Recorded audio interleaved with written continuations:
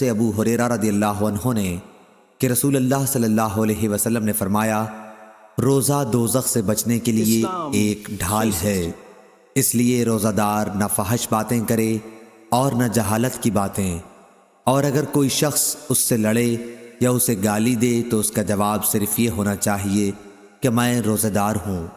یہ الفاظ 2 مرتبہ کہہ دے، اس ذات کی قسم جس کے ہاتھ میں میری جان ہے، روزہ دار کے منہ کی بو اللہ کے نزدیک مشک کی خوشبو سے بھی زیادہ پسندیدہ اور پاکیزہ ہے۔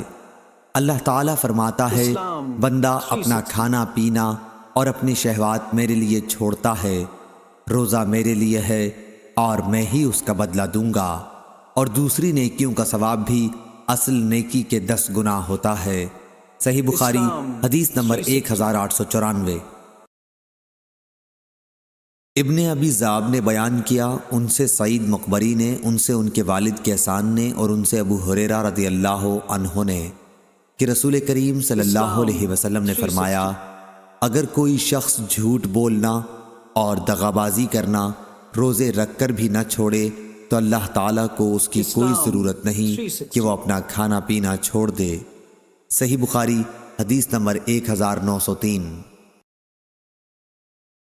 کہ رسول کریم صلی اللہ علیہ وسلم نے فرمایا، جنت کا ایک دروازہ ہے جسے ریان کہتے ہیں، قیامت کے دن اس دروازے سے صرف روزے دار ہی جنت میں داخل ہوں گے، ان کے سوا اور کوئی اس میں سے نہیں داخل ہوگا۔